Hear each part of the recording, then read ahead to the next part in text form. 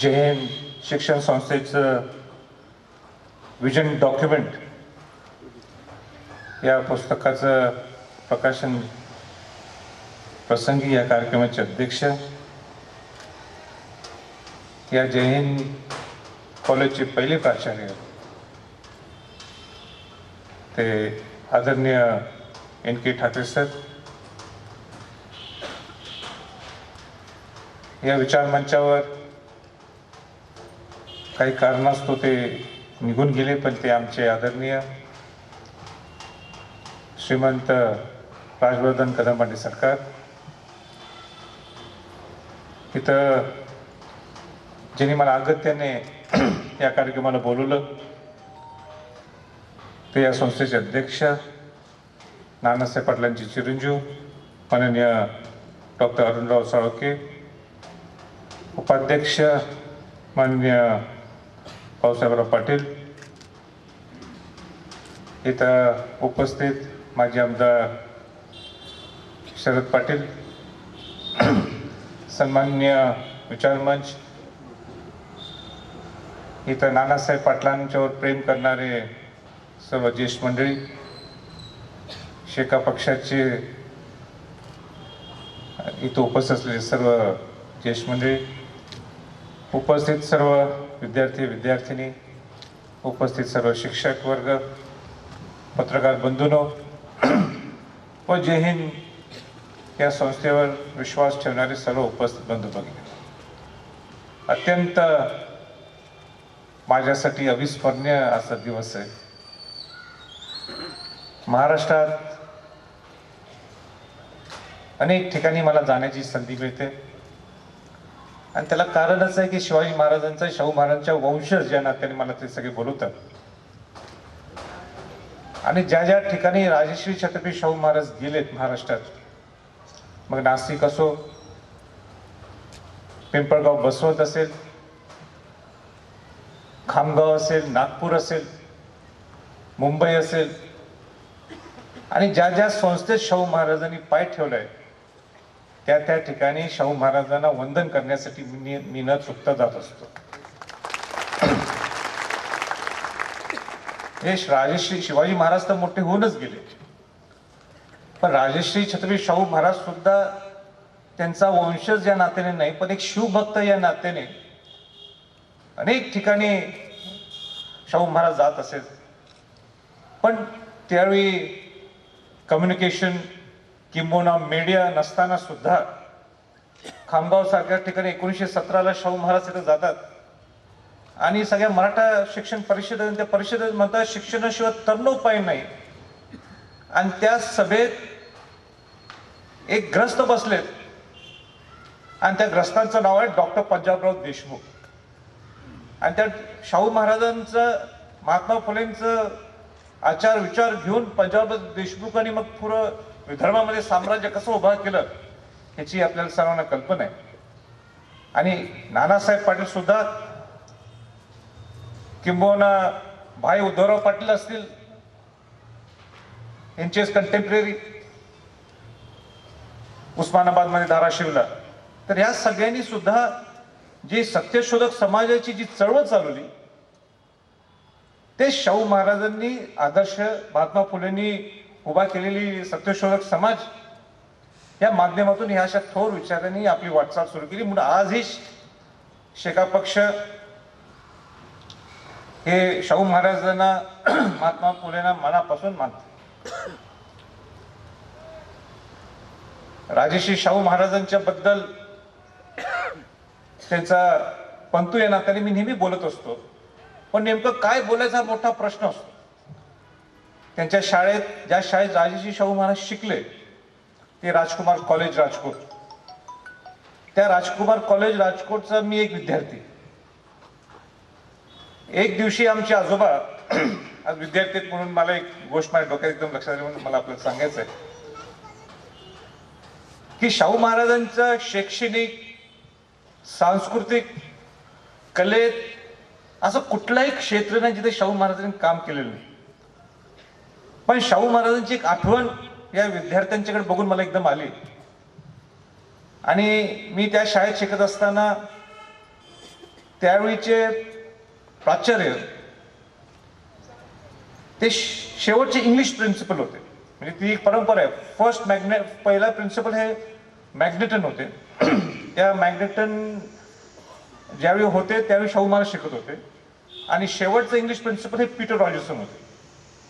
आमचे आजोबा छत्रपती शहाजी महाराज त्यावेळी त्या संस्थेत मला भेटायला आले म्हणून त्यांनी सगळे एक असं मोठं क्वाड्रँगल आहे. क्वाड्रँगल म्हणजे मोठा चौक आहे आणि त्या चौकात कोणाचीही राजे लोक, राजकुमार कॉलेजेस नाव हे राजे लोकांसाठी होतं त्यावेळी, राजकुमार लोकांसाठी. आता नाही, त्यावेळी फार पूर्वीच मी बोलतो. तिथं आज कुठल्याही राजे लोकांची सुद्धा गाड्या आत सोडत नाही, पण छत्रपती येणार म्हणून ते सगळे प्रोटोकॉल्स बाजूला ठेवले आणि शहाजी महाराजांची गाडी आतपर्यंत सोडली. तिथून आम्ही पीटर रॉजर्सन सरांच्या घरी आम्ही प्रिन्सिपल्स बंगलोमध्ये बसलो होतो आणि त्यांनी एक शाहू महाराजांची अनोखी आठवण सांगितली. आता आठवण म्हणजे कशी आहे बघा, की शाहू महाराजांचे एक जिवलग मित्र होते आणि त्यांचं नाव होतं भावसिंगजी महाराज, भावनगरचे महाराज. म्हणून आज कोल्हापूरला सुद्धा आपण गेला, आपण 8 वर्ष तिथं सर शिकायला होता. जो भावसिंगजी रोड आहे पुढारी ऑफिसच्या समोर, ते त्यांच्या नावाने तो नामांकित झालेला आहे. आणि भावसिंगजी महाराज हे हुशार, शाहू महाराजांच्या पेक्षा हुशार. पण शाहू महाराज हे ऑलराऊंड पर्सनॅलिटी होती आणि त्याच्यावर मी नंतर येणार आहे. म्हणून हा विषय माझ्या डोक्यात आला. सर्वांगीण विकास कसा घडवायचा हा शिवाजी महाराज आणि शाहू महाराजांच्या आजचा विचार घेऊनच आपण पुढे जायला पाहिजे. तर तिथं ह्या सर्वांगीण विकासामध्ये किंवा सर्वांगीण बौद्धिक विचारामध्ये एक बौद्धिक विचार म्हणा किंवा ताकदीचा विचार म्हणा, हे शाहू महाराजांच्या कसा घडला किंवा तो आला हे मला आपल्याला मुद्दाम सांगायचं. की त्या दिवशी एक रात्री एवढा मोठा, ते आजही तो परिसर आहे, तिथं मोठा चौक आहे. चौक म्हणजे माझ्या अंदाने एक 10-15 एकरचा तो चौक असतो. आणि तिथं रात्री गाढव आला. गाढव आपण इंग्लिश मी ब्रेइंग म्हणतो, मला खेकस ना म्हणायचं काय, गाढवाला ब्रेइंगला काय म्हणत, खेकसच म्हणाल. ओरडते गाढव, ते किंकार ना, गाढव किंकारच होता असं म्हणून. आणि ते शाहू महाराजांना लक्षात आलं, गाढव इथं आलंय तर आपण या गाढवाची काही सोय लावायला पाहिजे म्हटलं. आणि हे कोणी सांगितलं, पीटर रॉजर्सनी, आमच्या आजोबांना. आम्ही तिथंच होतो त्यावेळी. भावसिंगजी महाराजांना उठवलं, चला म्हटलं. आणि त्या गाढवाला पकडलं म्हणजे आज आपण गाढवाला हात लावून सुद्धा घाबरतो, कारण गाढव सुद्धा हुशार असते. तर त्या गाढवाला पकडलं शाहू महाराजांनी, खांद्यावर घातलं, खांद्यावर ठेवलं आणि तिथं आपला जसं मनोरा असतो त्याला टावर तिथं म्हणतात. त्या इंग्लिश भाषेत टावर आहे. तिथं ते आपल्याकडं जसं नवीन राजवाड्याला जसं घड्याळ तुम्हाला दिसते टावर, तसं तो टावर आहे, पण वरती चौकन रेक्टँग्युलर शेपचा आहे. तिथं त्या गाढवाला जाऊन बांधलं ते. भावसिंगजी महाराज म्हटले शाहू महाराजांना की आपण सापडणार, आपण ह्याच्यात सापडणार, उद्या आपल्याला हे रेस्ट्रिकेट करतील. शाहू महाराज म्हटले पुढचं पुढं बघू म्हटले उद्या. नाही, शाहू महाराज सुद्धा किती वांड होते, म्हणजे मुलगा वांड असला म्हणजे वाईट नाही. तर त्यांनी शाहू गाढवाला वर ठेवलं बांधून. दुसऱ्या दिवशी सकाळी जसं आपण असेंब्लीला फॉलिन होतं तसं ते फॉलिन झाले. आणि प्रिन्सिपल मॅग्नेटन पहिले प्राचार्य तिथं आले आणि त्यांनी विचारलं, हे गाढवावर कोणी ठेवलंय, त्यांनी खाली आणावं. कोण बोलायला तयार नाही. प्रिन्सिपल मॅग्नेटन हुशार होतं. शेवटी प्राचार्य होणं म्हणजे काय उगाच काय ठाकरे साहेब प्राचार्य झाले नाहीत, उगाच काय नानासाहेब पाटलांनी त्यांना हुडकून आणलं नाही.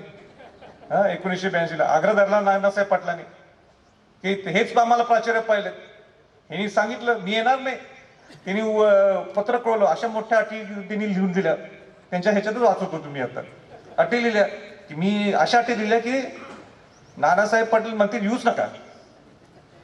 पण सांगायचा मुद्दा हा होता की त्यावेळी प्रिन्सिपल मॅग्नेट हुशार, त्या हुशार प्राचार्यांनी काय सांगितलं की ज्यांनी हे कृत्य केलेलं आहे हे मला पूर्ण माहित आहे, यांनी त्या गाढवाला खाली आणणं गरजेचं आहे, नाहीतर मी त्यांना रेस्ट्रिकेट केलं जाणार. त्यावेळी भावसिंगजी महाराज म्हटले की महाराज आपण सापडलो, आपण ह्या गाढवाला आणूया खाली, नाहीतर आपल्याला गाढवासारखी शिक्षा मिळणार. आणि मग शाहू महाराजांनी शेवटी समंजसपणा घेतला आणि भावसिंगजी महाराजांचं ऐकलं आणि त्या गाढवाला परत उचलून खाली आणलं. सांगायचा मुद्दा एवढाच आहे की अनेक माणसांच्यात अनेक गुण असतात. हा शाहू महाराजांचा गुण केव्हा ऐकला होता का तुम्ही? आपण कुस्ती ऐकली त्यांची, त्यांची शैक्षणिक पॉलिसी ऐकली, त्यांनी अनेक कलाकारांना किती राजआश्रय दिले ह्याच्याबद्दल आपण ऐकलंय.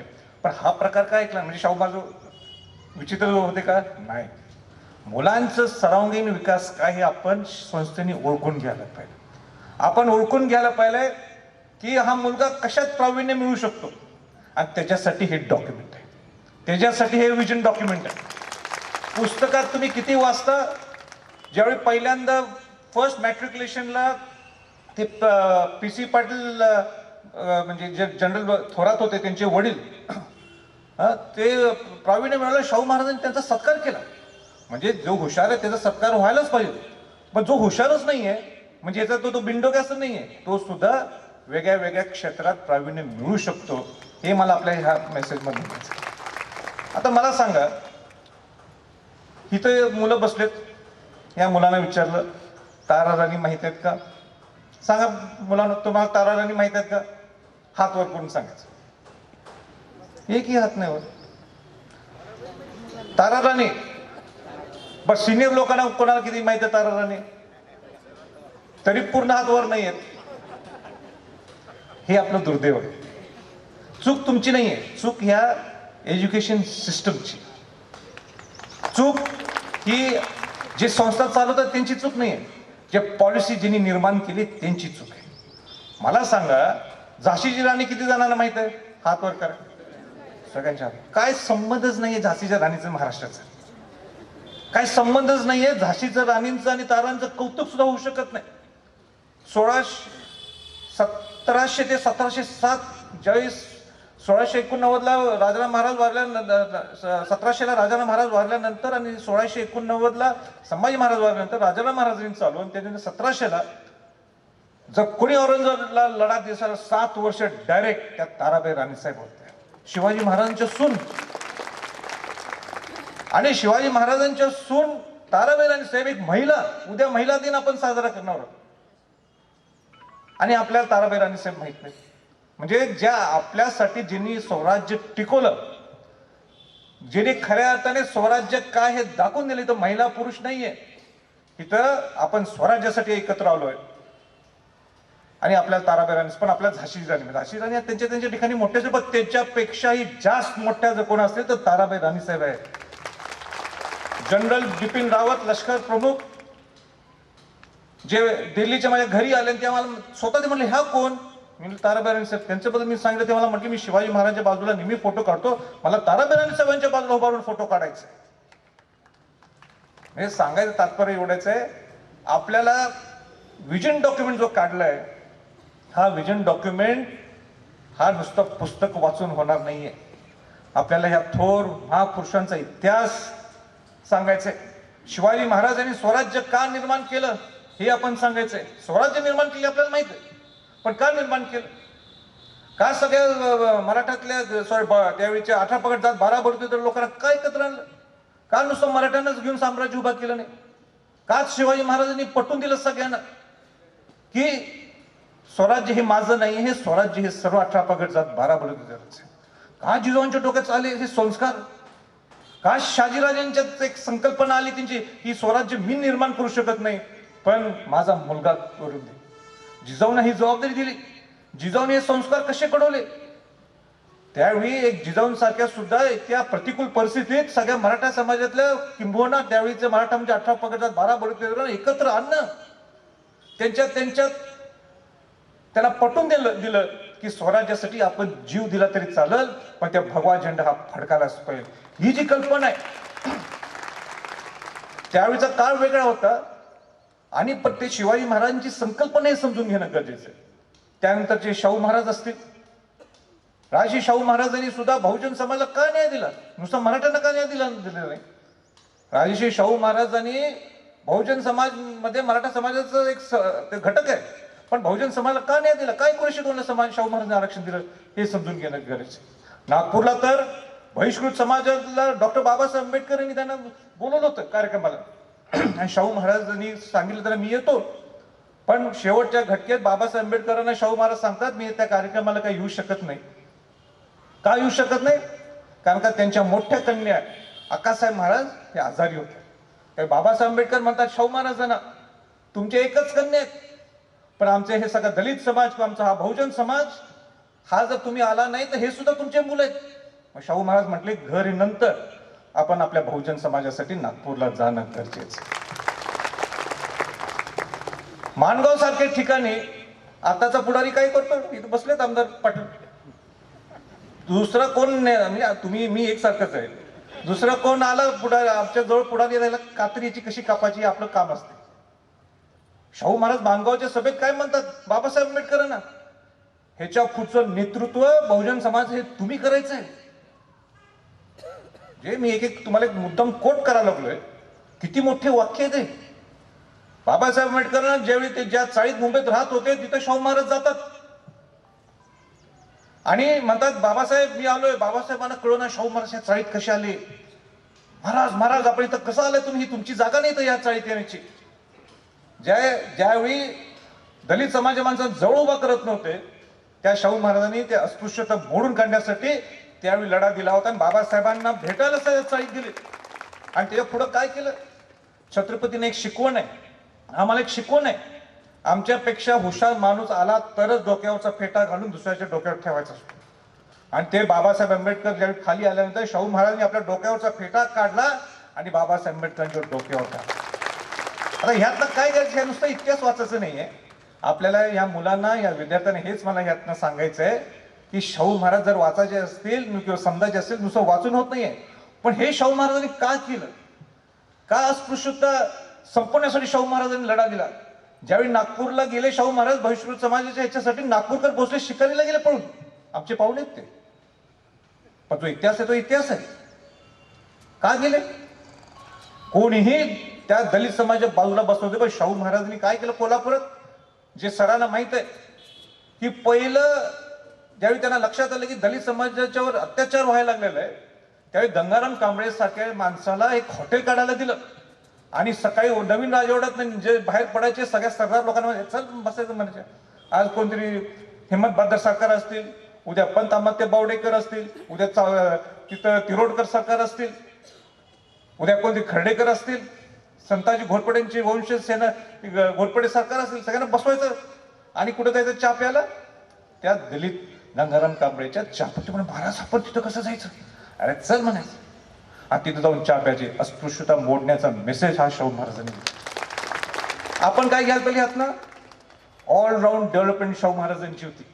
शिक्षणाची पॉलिसी, राजे शाहू महाराजांना इच्छा फार होती की सगळी मुलं शिकायला पाहिजे आणि म्हणून पहिल्यांदा वसतिगृह जो उभा केलं असेल तर ते शिवाजी मराठा बोर्डिंग उभा केलं. शिवाजी महाराजांनी मराठा जातीचं नाही, सगळ्या जातीतले लोक एका छताखाली यावेत ही शाहू महाराजांची संकल्पना होती.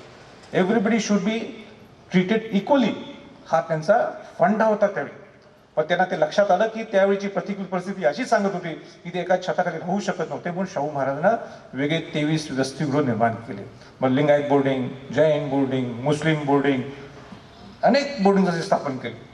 आणि मग हेतू एकच होता, मुलं शिकायला पाहिजे. Education should be given to all, everybody has the right on education. माणसं मोठे होऊन देत, माझ्यापेक्षा माझा माणूस मोठा व्हायला पाहिजे, ही शिवाजी महाराज शाहू महाराजांची कल्पना होती. आता आपण काय करतो, वक्ता काय करतो, भाषणात जोरात बोलून जातो, बऱ्याच गोष्टी सांगतो, पण त्यातनं घ्यायचं काय, आउटपुट काय. आउटपुट आहे हे विजन डॉक्युमेंट. या विजन डॉक्युमेंटच्या तुमच्या समोर विजन जर नसेल तर तुम्ही पुढं कुठंही जाऊ शकत नाही. त्याच्यात त्यांनी मी वाचलं, you need to aim high, you need to think big. मला मुलांना सांगायचं आहे, तुम्ही म्हटलं मी तर मराठी मीडियममध्ये शिकलोय, मी तर धुळेत शिकलोय, त्या मुंबईत कुठं जायचं, मग अशी योगेशनी सांगितलं हार्वर्डला कुठं जायचं, त्या स्टॅनफोर्डला कुठं जायचं, कुठं केम्ब्रिजला जायचं. हे तुम्ही नकारात्मक डोक्यात विचार जर आणला तर तुम्ही धुळेच्या पलीकडे सुद्धा जाऊ शकणार. You should am big, you should think big. हे जे विजन आहे हे ठेवायलाच पाहिजे. तुम्ही वर काही ते बघितलं मग तुम्ही जवळपास तिथं कुठेतरी जा. मला तुम्हाला एक माझं एक उदाहरण द्यायचं. शाहू महाराजांचा वंशज मी, शिवाजी महाराज बोलू ना सर, परवानगी आहे ना. मी शिवाजी महाराजांचा वंशज, 13वा वंशज. शाहू महाराज 9वे आणि शाहू महाराजांनंतर मी चौथा. आणि मग मला सुद्धा वाटलं की आपण सुद्धा सामाजिक कार्यात ओढायला पाहिजे. हे सगळे मोठे मोठे पुढारी, शरद पाटील गेले पुढं, आमदार झाले, आम्ही का खासदार व्हायचं नाही? माझ्या डोक्याची कल्पना सुरू, वय 38, कोल्हापूर मातबर लोक सगळे, ते त्यांना टक्कर देऊन मी तिकीट मिळवलं. कुठं? राष्ट्रवादीतून खासदारकीसाठी 2009च्या इलेक्शनला. लगेच लोकांनी सुरू केलं, 3 लाखांनी मत निवडून येणार. किती? 3 लाखांनी. मग शेवटच्या दिवशी आले, नाही आता जरा कमी झाले, ते आता 1.5 लाखांनी निवडून येते. मग शेवटची ते सुरू झालं गणित, नाही हे असं तसं, नाही आता 50,000 निवडून येते. पडलो 20,000. आता मी म्हटलं आता काय करायचं, रात्रभर विचार करत बसलो. शिवाजी महाराजांचा, शाहू महाराजांचा वंशज, हा, पडलो, आता हारलो, आता काय करणं? काय नवीन राजवाडा आहे, मोठा परिसर आहे, भरपूर लाखो एकाच्या प्रॉपर्टी आहेत अजून. शेवटी नुकसान काहीच नाही, गेलाच थोडे पैसे. माझ्या घरच्याच, आमच्या सुविधा पत्नी संयुक्ताजी मला म्हटले, सगळं ऐकून घेतलं माझं, मी डिप्रेशनमध्ये गेलो होतो. ते म्हटले शिवाजी महाराजांना सुद्धा त्यांच्या जीवनात अडचणी आल्या होत्या. शिवाजी महाराजांनी काय उगाच स्वराज्य आपोआप उभा केलं नाहीये, कष्टातून उभा केलंय. कष्ट केल्याशिवाय यश हातात येत नाही. तुमचं कष्ट कमी झालं असेल म्हणून तुम्हाला यश हातात आलं नाही, आपोआप काही मिळणार नाही खासदारकी म्हटले. तसंच शाहू महाराजांना काय आपोआप त्यांनी कोल्हापूर उभा केला असं नाही, त्यांना सुद्धा कष्ट करावे लागले. आणि म्हणून आज 100 वर्षानंतर किंबहुना 300 वर्षानंतर सुद्धा त्या दोघांचं नाव सगळेजण काढतात. महात्मा फुलेंचं नाव काढतात. तुम्ही कोण आहे? तुम्ही कोण आहे म्हटलं? किरकोळ माणूस, तुमचा जन्म झाला नुसार करा, एवढंच मोठं पण नाही तुमचं. आणि काय तुम्ही काय केलं शाहू महाराजांसारखं? तुम्ही काय केलं शिवाजी महाराजांसारखं? तुम्हाला युवराज हा नवीन राजवाड्याचा राहायचंय काय महाराष्ट्राचा युवराज राहायचंय? तुम्ही ठरवा म्हटलं. आणि मग मी ते फिरलो महाराष्ट्रभर, शिवशाहू दौरा काढला. करंगाईकर इथं बसलेत, आणि शिवशाहू दौरा काढल्यानंतर मला कळालं की शिवाजी महाराज, शाहू महाराजांचा विचार किती पेरलेला आहे. आज जैन संस्थेत सुद्धा शाहू महाराजांचं नाव घेतल्याशिवाय तुम्ही पुढे जात नाही. आणि हेच ताकद या विचारांनी मला दिली.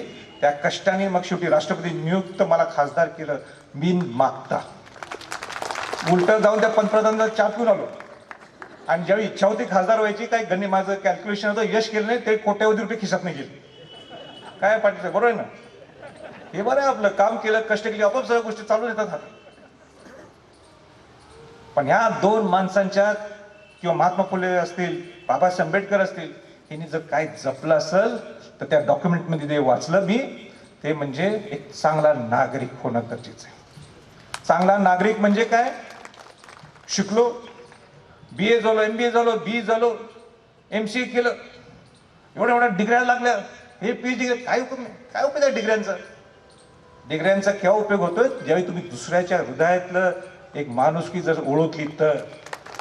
शाहू महाराजांनी ओळखलं, बाबा मी मोठा नाही झाला पण माझा माणूस मोठा व्हायला पाहिजे. त्याच्या हृदयात काय, त्या माणसाच्यातली दुःख काय, ती तळमळ शाहू महाराजांनी ओळखली, ती तळमळ शिवाजी महाराजांनी ओळखली, ती तळमळ महात्मा फुलेंनी ओळखली, ती तळमळ बाबासाहेब आंबेडकरांनी ओळखली, अशा अनेक महापुरुषांनी ओळखली, तुकाराम महाराज असतील, तुकडोजी महाराज असतील.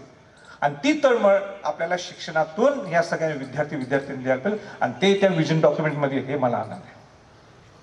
विजन डॉक्युमेंट काढला म्हणजे होत नाहीये, नुसतं योगेशने सांगितलं छानपैकी पद्धतीने बोलणं असं होत नाहीये. त्याला सपोर्ट व्हायसा वर्षा आहे, त्याचा सपोर्ट मुलांच्याकडनं यायला पाहिजे, त्याचा सपोर्ट शिक्षकांकडे यायला पाहिजे, त्याचा सपोर्ट मॅनेजमेंटकडे यायला पाहिजे. हे दोघांचं जर व्हायसा वर्षा झालं तर खऱ्या अर्थाने आपल्याला जे विजन डॉक्युमेंट करायचं आहे आणि खऱ्या अर्थाने शिवाजी महाराज, शाहू महाराजांचा जो आदर्श आपल्याला पुढे घेऊन जायचं तेच तर होऊ शकते, ते होणार नाही. मला सांगा, नाशिक कुठं? धुळ्याचं. कोल्हापूर कुठं? आणि लांब. कम्युनिकेशन काय संबंध आहेत त्यावेळी. पण त्यावेळी सत्यशोधक समाजाचे एक गणपतराव मोरे, एवढा मोठा ग्रस्त होता पिंपळगाव बसून. किती जणांना इथं माहित आहे? आपल्याला माहित. तर पिंपळगाव बसवूनला गणपतराव मोरे मोठं सत्यशोधक समाजाचा, जसं भाई माधवराव बागलना त्यावेळी शाहू महाराजांनी पुढाकार दिला, तुम्ही कोल्हापूरचं सगळं करा म्हणून. त्याप्रमाणे राजश्री शाहू महाराजांना लक्षात आलं की भाई गणपतराव मोरेंना त्या ब्रिटिश अधिकाऱ्यांनी अटक केली. का अटक केली? हे गणपतराव मोरे म्हटले, माझ्या पिंपळगाव बसवमधलं जे मंदिर आहे त्या मंदिरामध्ये सगळ्यांना प्रवेश मिळायला पाहिजे. तिथं ठराविक लोकांना तिथे प्रवेश होता. त्यांनी विरोध केला आणि म्हणून ज्यांना विरोध केला त्या माणसाने ब्रिटिश लोकांकडे ती तक्रार केली. मी सकाळी आपल्याला बोलणार होतं, तक्रार केली की हा माणूस सगळ्यात जुन्या परंपरा रूढी परंपरा मोडा लागलाय. पण ब्रिटिशांनी एक हे काढला म्हणजे अध्यादेश काढला की ह्याला अटक करा. कोणा अटक करा? या गणपतराव मोरेंना अटक करा. आणि त्याची रस्त्यावर भिंड काढली बेड्या घालून. हे शाहू महाराजांना लक्षात आलं कोल्हापूरमध्ये. मुलांनो, हे तुम्हाला कंटाळपणा वाटत असेल, तुम्ही ओळखायला पाहिजे काय हे महापुरुष एवढे काम करत होते. कोणासाठी, कशासाठी, का भाई आपले संस्थापक काम करत होते, कोणासाठी करत होते. आणि म्हणून शाहू महाराजांनी लक्षात आलं. शाहू महाराजांनी निरोप पाठवला गणपतराव मोरेंना. तुमची वकीलीचं जे पत्र असते किंवा वकील जो नेमायचा असतो तो मी देणार म्हणजे वकील. राजे शाहू महाराजांनी वकील दिला गणपतराव मोरेंना. आणि गणपतराव मोरेंना वकील दिल्यानंतर ती केस जिंकली शाहू महाराजांनी. आणि केस जिंकल्यानंतर शाहू महाराज थांबत नाही, नाशिकला येतात. विद्याप्रसारक मंडळाला तर शाहू महाराज, मराठा विद्याप्रसारक शाहू महाराजांनी मदत केली, राजाराम महाराजांनी केली, शहाजी महाराजांनी केली, आमच्या आजोबांनी. त्या मराठा विद्याप्रसारकच्या कार्यक्रमाला येतात. त्यावेळी नाशिकला नाशिकवरून पिंपळगाव बसवंतला येतात. आणि त्यावेळी गणपतराव मोरेंना सांगतात मी आलोय म्हणून. गणपतराव मोरे एवढे खुश, शाहू महाराज माझ्या घरी यायला लागले. त्यांचे वंशज विश्वासराव मोरे मला परवा सांगत होते, ज्यावेळी शाहू महाराज येणार त्यावेळी घराची ती चौकट असते ती छोटी होती, ती घराची चौकट तोडली आणि मोठी केली. कारण शाहू महाराज एवढा जबरदस्त माणूस आहे ना. आणि मग शाहू महाराज तिथं आला. शाहू महाराजांनी काय केलं? त्यांनी गणपतराव मोरेंना ज्या रस्त्यावरनं बेड्या घालून फिरवलं होतं त्या तिथं शाहू महाराजांनी त्या गणपतराव मोरेंना आपल्या रथात बसवलं. आणि राजांचा जो गणवेश असतो तो त्यांनी त्यांना सन्मान केला, सत्कार केला. शाहू महाराजांचा मेसेज किती स्ट्रॉंग आहे बघा. काय मग आपण शाहू महाराज हे शाहू महाराजांचं आपण घ्यायला पाहिजे, शिवाजी महाराजांचं घ्यायला पाहिजे. म्हणजे एक सत्यशोधक समाजाला का ताकद दिली? आता इथं मुलांना विचारलं सत्यशोधक समाज काय, काहीच माहित नाही. सत्यशोधक समाजाचे उद्दिष्ट काय, काहीच माहित नाही. नानासाहेब पाटील इथले फाउंडर मेंबर, का ते सत्यशोधक समाजाला पुढे करत नाही? आयुष्यभर शेका पक्षावर का राहिले? मी नाही शेका पक्षाचं, पण आयुष्यभर शेका पक्षावर का राहिले? शिस्त आहे शेका पक्षामध्ये, प्रामाणिकता आहे. चळवळीला सोडून जाणार कोणी जात नाही शेका पक्षाची माणसं. का जाते? त्या मतांनी पडून देत निवडून येणार नाहीत. पण आपलं तत्व सोडायचं नाही, इथिक्स व्हॅल्यूज सोडायचे नाहीत. हे आपल्या नानासाहेब पाटलांच्याकडनं घ्यायचं, हे आपल्याला भाई उद्धवराव पाटलांकडनं घ्यायचं, हे आपल्याला शिवाजी महाराज शाहू महाराजांच्याकडनं घ्यायचंय. आपले तत्व केव्हाही सोडायची नाही. इथिक्स, मॉरल व्हॅल्यूज हे किती महत्वाचे आहेत. आणि हे माझ्या दृष्टिकोन हे शिक्षण आहे. Education is not by mugging up. तुम्ही पाठ करून पोपटपंची केली, तुम्ही येशील पहिलं, पुढं काय काय उपयोग नाही त्या पोपटपंची. एक दिवशी पोपटपंची नाही केली चालते. त्या शिक्षकांना सुद्धा मला एक विनंती करायची, पोपटपंची करू नका. काय मुलं नापास झाला तरी चालत, पण दुसऱ्याच्याच घरा. हुशार नाही ना त्याला खेळात मोठं करा, तो खेळात चांगला नाही ना त्याला वक्ता चांगला करा, तो वक्ता काय चांगला नाही ना त्याला पुढारी करा. काय जमलं नाही तर आम्ही आहे पुढारी, पण पुढारीचं काही वाईट नसतो. सांगायचा मुद्दा एवढाच आहे की जे ते आपल्याला शाळेने हुडकून काढायला पाहिजे. शिक्षकांची जबाबदारी आहे की जो मुलगा ज्याच्यात प्रावीण्य चांगलं करू शकतो आपल्या जीवनात. मला सांगा, भाऊसिंगजी महाराज आणि शाहू महाराजांनी जर तुलना केली तर शाहू महाराजांच्या पेक्षा हुशार भाऊसिंगजी महाराज होते. शिवाजी महाराजांच्या पेक्षा अनेक विद्वान होते स्वराज्यात. पण का शिवाजी महाराजांना मानलं जातं, का ताराराणींना मानलं जातं, का संभाजी महाराजांना मानलं जातं, का राजाराम महाराजांना मानलं जातं, का शाहू महाराजांना मानलं जातं? म्हणजे विद्वान झाला म्हणजे हुशार नाहीये. जो लोकांसाठी हृदयातून अंतःकरणातून विचार करतो तो माणूस मोठा. अनेक राजू लोक मला भेटतात आणि बोलतात, काय बोलतात, राजे तुम्ही एका पायरीच्या खाली उतरताय, you should stay in your dignified manner. म्हणजे डिग्निफाईड मॅनर म्हणजे काय म्हटलं? नाही तुम्ही कोणी आले की हात भेटताय, खांद्यावर टाकताय, मांडीला मांडी लावून बसताय, उगाच कोणतरी आलं की त्यांच्यासाठी तुम्ही सन्मानाने उठता, पुरामध्ये जाऊन मदत करतो आम्ही. ही शिकवण आम्हाला शिवाजी महाराज शाहू महाराज तिने आम्हाला शिकवलं नाही. पुस्तक घेऊन आपोआप समजते, रक्तात आहे म्हणून नाही, ती जबाबदारीच आहे, ते कर्तव्यच आहे आमचं. आणि हे मुलांनी शिकणं गरजेचं आहे. हे मुलांनी करणं गरजेचं आहे. तर त्याला ते म्हणजे उलट मी तर म्हणेन त्याला आपण काय म्हणतो प्रॅक्टिकल ओरिएंटेड एज्युकेशन हे कसं करता येईल या विजन डॉक्युमेंटमधनं करावं असं माझी विनंती आहे. मुलांना मला अनेक शेवटचं सांगायचं आहे. एक म्हण आहे, थिंक ग्लोबली पण ॲक्ट लोकली. म्हणजे तुम्ही जगाचा विचार करा, त्या स्टॅनफोर्डचा विचार करा, हार्वर्डचा विचार करा, केम्ब्रिज करा आणि कुठल्या यॉर्कशायर युनिव्हर्सिटीचा विचार करा, सगळ्या युनिव्हर्सिटी विचार करा, जावा तिथे शिका. पण हे डिलिव्हरी एंड रिझल्ट कुठं पाहिलंय? ज्या संस्थेने तुम्हाला मोठं केलं आहे, ज्या शाळेने तुम्हाला मोठं केलं आहे, ज्या जिल्ह्याने तुम्हाला मोठं केलंय, ज्या राज्यांनी तुम्हाला मोठं केलंय, तिथं येऊन तुम्ही द्या. मला सांगा, इथं सगळं शिकायचं, मोठं व्हायचं आणि तिथं जाऊन कोट्यावधी रुपये कमाय, काय त्यात पैसे रुपये? तुम्ही तिकडे रोल्स रॉयसने माफ फिरा, काय घेणं देणं आम्हाला? मग इथं येऊन तुम्ही गरिबांना 10 गाड्या मिळून द्या ना, मग तुम्ही मोठं आहे. ते अंबानींचं सुद्धा काय ते एवढं ठीक आहे, तुम्ही एम्प्लॉयमेंट देता हे सगळं मान्य, किती त्याचा मोठा रुबाब असतो, गाड्या गाड्या काय उपयोग? आमच्याकडे अंबानींची शाळा, एवढा पैसा आमच्याकडे गरीब ग्रामीण भागात शाळा सुरू का? अंबानी इंटरनॅशनल स्कूल काय करायचं त्यांच्याकडे? 20 लाख रुपये त्यांना शाळा, गरिबांसाठी आम्हाला त्या शाळा. मग आम्ही म्हणे शाहू महाराजांचे वंशज आहे. मी परखड बोलणारं माझं व्यक्तिमत्व आहे. मला वाटतं मी भरपूर बोललोय आणि मी मनापासून साळुंखे सरांचा ह्याच्याशी आभार व्यक्त करतो. त्यांचा आग्रह होता की मी कुठल्याही परिस्थितीत या कार्यक्रमाला यावं आणि नानासाहेब पाटलांची सुद्धा त्यावेळी शाहू महाराजांची अनेक गोष्टी मला त्या सांगत होते. छत्रपती घराण्याचे कसे संबंध आहेत धुळ्यातल्या लोकांशी तेही मला सांगत होते आणि मला मनापासून असं वाटलं की आपण या कार्यक्रमाला यावं. रात्रभर मी प्रवास केला मुंबईतून. माझी मुंबईला 8:30-9ला मीटिंग संपली. ती मीटिंग करून मी रात्री 3 वाजता नाशिकला पोहोचलो.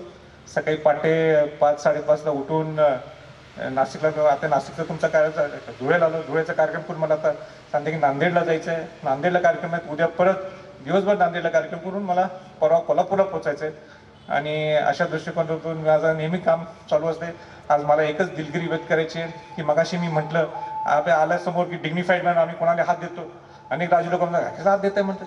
आम्ही नमस्कार करायला पाहिजे. आज सगळ्यांना त्या पद्धतीने मी त्यांच्या आमच्या सगळे अनेक राजघराण्याच्या लोकांप्रमाणे मी सगळ्यांना नमस्कार केला, कोणाला हस्तांदोलन केलं नाही. याला मला वाईट वाटतं. त्याला कारण हे की ते करोनाच्यामुळं आम्ही सगळ्या खासदारांनी ठरवलंय की आपण मेसेज खाली द्यायचं कारण इतकं डेंजरस आहे ते. आणि माझी मुलांना, विद्यार्थ्यांना सगळ्यांना विनंती आहे, आपल्याला वाटतं काय होते आपल्याला काय फरक पडतं, तसं नाही आहे. ते इतकं डेडली डेंजरस तो आजार आहे आणि आपल्याला समजत नाही. म्हणून आपले हात स्वच्छ ठेवायला पाहिजेत. एक 15 दिवस जरा ऊन आणि तापून दे, मग व्हायरस काही इकडं येणार नाही. पण सगळ्यांनी काळजी घ्यायला पाहिजे, हात धुवायला पाहिजे. मी सुद्धा मगाशी मला आवडत नाही तर मी स्प्रे मारला, हायजीन पाळलं, डिबॅक्टेरियाइज करून टाकलं. तर ह्या थोडे दिवस सगळ्यांनी सांभाळलं पाहिजे. रांगडापणा आपला जो आहे तो आपण जरा बाजूला ठेवू आणि नुसतं शिवाजी महाराज शाहू महाराजचे वंशज आपण विचारले राहू, पण त्यांचा रांगडापणा आपण दोघांचा घ्यायला नको. आपण एक थोडे दिवस एक चांगले कंपल्सरी सगळ्या गोष्टी मुलांनी पाळायला पाहिजेत. गर्दीत उगाच जाऊ नये आणि स्वच्छता मेंटेन करा, एवढीच माझी सगळ्यांना विनंती आहे. आणि परत एकदा बराच वेळ मला आपण शांतपणाने ऐकलं आणि मला आपण विश्वास दाखवून दिला की आमचं धुळेच्या कोल्हापूरपेक्षा धुळेकरांचं प्रेम काही कमी नाही आहे आणि असंच प्रेम ह्याच्यापुढं छत्रपती घराण्यावर राहून दे.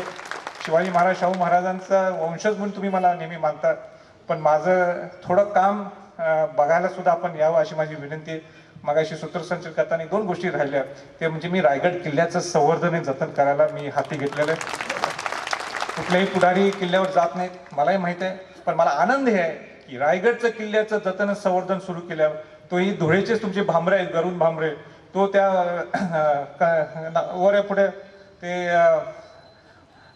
कॉन्झर्वेशन आर्किटेक्ट म्हणून मी नेमले. आज मी निवांत झोपतो कारण 24/7 हा धुळेचाच वरुण भांबरे तिथं असतो आणि इतकं सुंदर शास्त्रोक्त पद्धतीने रायगडचं संवर्धन जतनचं काम चालू झालंय. आणि रायगडचं संवर्धन जतनचं काम सुरू झाल्यामुळं आज सगळे पुढारी तिथं आज कसे असू काही असू देत, पण शिवाजी महाराजांना नतमस्तक होण्यासाठी रायगडला येतात. हा माझा विजय. आणि अनेक बाकीच्या किल्ल्यांचं सुद्धा मी आता राजवाडे म्युझियमला जाणार, तिथं मी बरंच बोलीन म्हणून आता इथं काही मी बोलत नाही. दुसरी माझी एक विनंती आहे, राज्याभिषेक सोहळा तुम्ही सुट्टीला उगाच कुठे ते महाबळेश्वरला फिरायला जाऊ नका आणि कुठे सुट्टी गोव्याला फिरायला जाऊ नका. सुट्टी जर खऱ्या अर्थाने जायचं असेल तर 3 ठिकाणी जावे. एक म्हणजे तुम्ही 6 जूनला राज्याभिषेक सोहळ्याला यायला पहिले शिवाजी महाराजांना छत्रपती का संबोधलं गेलं, शिवाजी महाराजांनी आपलं स्वराज्य हे सुराज्य कसं व्हावं ही जी संकल्पना मांडली होती आणि म्हणून त्यांना तिथं राज्याभिषेक सोहळा झाला, तो 6 जूनला यावं. दुसरं माझी विनंती आहे, ज्या जिजाऊने संस्कार दिले त्या 11 जानेवारीला सिंदखेडला तुम्ही सुट्टीला जावं. आणि तिसरं, जी शिवाजी महाराजांची जयंती आपापल्या ठिकाणी करावीच, पण माझी विनंती आहे की आम्ही दिल्लीसारख्या ठिकाणी मी धाडस करून 3रं वर्ष आम्ही 3 वर्ष शिवजयंती दिल्लीत सुरू केलेली आहे. पहिल्या वर्षी शिवाजी महाराजांच्या जयंतीला राष्ट्रपती आले होते, महामहिम गोविंदजी आलेले, त्यांच्याबरोबर लष्कर प्रमुख होते, नौदल प्रमुख होते. मागच्या वर्षी आम्ही लोकसभेच्या सभापती बोलवलं आणि या वर्षी शिवजयंतीला 12 राजदूत शिवाजी महाराजांना नतमस्तक होण्यासाठी आले होते. जसं हेनरी ऑक्सिडन हा त्यांच्या राज्याभिषेक सोहळ्याला तिथं आला होता इकडं रायगड किल्ल्यावर, तसं 12 राजदूत आलेले.